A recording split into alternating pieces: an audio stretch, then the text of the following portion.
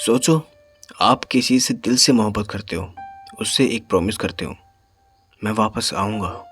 लेकिन उसके बाद एक ऐसी ट्रेजेडी हो जाती है जो सिर्फ आप दोनों को नहीं बल्कि पूरी दुनिया को बदल देती है। आप अपना घर छोड़ देते हो, अपनी मोहब्बत से बिछड़ जाते हो और फिर पूरी ज़िंदगी सिर्फ एक ही सवाल के साथ जीते हो, क्या वो आज भी मेरा इंतज़ार कर रही होगी? ये कहानी है इम्तियाज़ अली की फ़िल्म की मैं वापस आऊँगा। एक ऐसी लव स्टोरी की जिसे 1947 का पार्टीशन तोड़ देता है, लेकिन 78 साल बाद भी उसका एक प्रॉमिस जिंदा रहता है। और जब ये प्रॉमिस पूरा होने वाला होता है तब कहानी का सबसे बड़ा हार्ट ब्रेकिंग ट्विस्ट सामने आता है। तो चलिए शुरू करते हैं मैं वापस आऊँगा की पूरी कहानी। फिल्म की कहानी प्रेजेंट टाइम से शुरू होती है। एक तरफ है 95 साल का ईश्वर सिंह, जिनका रोल नसीरुद्दीन शाह ने प्ले किया है। ईश्वर सिंह की तबीयत बहुत ख़राब है, उन्हें स्ट्रोक हुआ है और उनकी मेमोरीज भी उनका साथ नहीं दे रही। कभी वो प्रेजेंट में होते हैं और अगले ही मोमेंट उनकी आंखों के सामने 1947 का सरगोड़ा आ जाता है। उनका एक ग्रैंडसन होता है जिसका नाम निर्वेर होता है, जिसका रोल दिलजीत दोसांझ ने प्ले किया है। वो उनसे मिलने आते हैं। निर्वेर को इनिशियली समझ ही नहीं आता कि उसके दादा बार बार एक ही जगह और एक ही लड़की का जिक्र क्यों कर रहे हैं, लेकिन धीरे धीरे ईश्वर की फ्रेगमेंटेड मेमोरीज से एक पुरानी कहानी सामने आने लगती है और यहीं से फिल्म हमें ले जाती है 1947 के सरगोड़ा में। सरगोड़ा एक गांव का नाम होता है। यहाँ पर कहानी आती है कीनू और जिया की।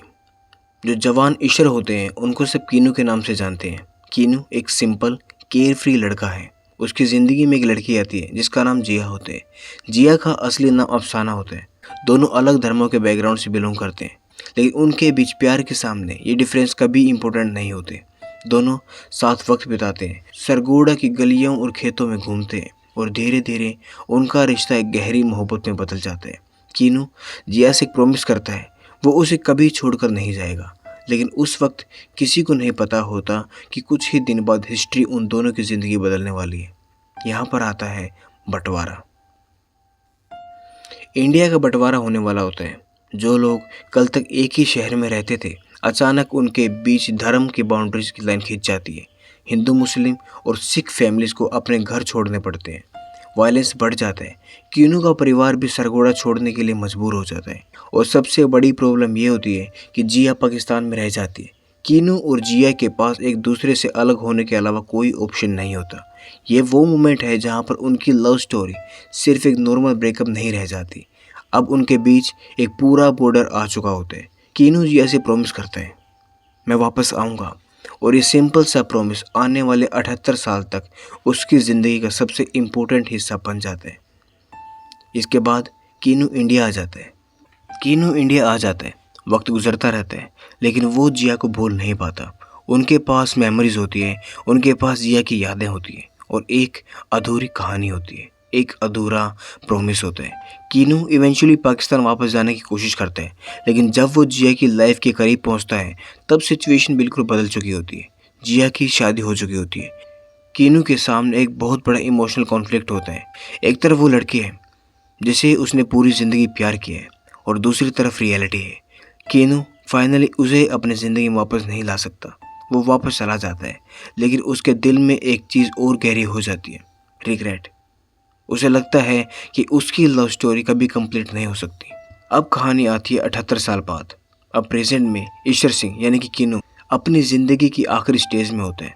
उसकी बॉडी वीक होती है, यादें धुंधली हो चुकी हैं, लेकिन जिया की यादें अब भी बिल्कुल जिंदा है। निर्वेर अपनी दादा की बातों को सीरियसली लेना शुरू करते हैं। उसे रियलाइज़ होता है कि उसके दादा की ज़िंदगी में एक ऐसी कहानी है जिसका कभी अंत नहीं हुआ है। निर्वेर के सामने एक सवाल आता है, क्या जिया अभी जिंदा है? अगर जिंदा है तो क्या वो कीनू को याद करती है? इसी सवाल का जवाब ढूंढने के लिए निर्वेर पाकिस्तान चला जाता है। इसके बाद निर्वेर पाकिस्तान पहुंचता है। उसके लिए ये सिर्फ एक देश नहीं होता, वो अपने दादा के अतीत को ढूंढने गया था। वो उस घर को ढूंढता है जहाँ कीनू और जिया की मेमोरी जुड़ी हुई है, लेकिन 78 साल में सब कुछ बदल चुका है। पुराने घर की जगह नई बिल्डिंग्स बन चुकी होती है, पुरानी गलियाँ बदल चुकी होती हैं, लेकिन निर्वेर की खोज जारी रहती है। फाइनली उसे कुछ लोगों की हेल्प से जिया की फैमिली तक पहुंचने का रास्ता मिल जाता है और फिर फिल्म का सबसे हार्ट ब्रेकिंग ट्रुथ सामने आता है। निर्वीर को पता चलता है कि जिया अब जिंदा नहीं है, उसकी मौत 1 साल पहले हो चुकी है। मतलब कीनू जिस लड़की का पूरी ज़िंदगी से इंतज़ार कर रहा था, जिसके लिए उसने कहा था कि मैं वापस आऊँगा, वो उसके वापस आने से पहले दुनिया छोड़ चुकी है। लेकिन कहानी यहाँ पर ख़त्म नहीं होती। निर्वीर को एक सच पता चलता है कि जिया ने कभी भी कीनू को नहीं बुलाया था, वो उसके वापस आने का इंतज़ार कर रही थी, यानी 78 साल बाद भी। कीनू का प्रॉमिस सिर्फ उसकी तरफ से नहीं था, जिया के दिल में भी वो कहानी जिंदा थी। इसके बाद आता है कहानी का सबसे इमोशनल सीन। निर्वीर अपने दादा के साथ वीडियो कॉल पर होता है। वो जिया के घर पहुंचता है, लेकिन सामने जिया खुद नहीं होती, उसकी जगह उसकी फैमिली है। निर्वीर को जिया की तस्वीर दिखाई जाती है। ईशर जब स्क्रीन पर जिया की फ़ोटो देखता है तो उसकी आंखों के सामने प्रेजेंट की बूढ़ी औरत नहीं होती, बल्कि उसके सामने वो जवान जिया नज़र आती है। वही जिया जिसे उसने 1947 में छोड़ा था। वही चेहरा, वही यादें, वही मोहब्बत। और यहाँ पर फिल्म फिजिकली रीयूनियन की बजाय एक इमोशनल रीयूनियन में क्रिएट हो जाती है। ईशर फाइनली समझ जाता है कि जिया ने उसे कभी नहीं बुलाया था। और फिर आता है फिल्म का सबसे पावरफुल मोमेंट। ईशर क्वाइटली पूछता है, मैं जाऊँ? नॉर्मली ये सिर्फ एक सिंपल सवाल लगता है, लेकिन पूरी फिल्म देखने के बाद इसका मीनिंग कम्प्लीटली डिफरेंट हो जाता है। 78 साल का ईशर सिंह एक प्रॉमिस के साथ जी रहा है। उसे लगता है कि उसकी कहानी तब तक कंप्लीट नहीं होगी जब तक वो जिया तक वापस नहीं पहुंचता। और अब निर्वीर उसे सच बता देता है कि जिया जा चुकी है, लेकिन उसने कीनू को कभी नहीं बुलाया था।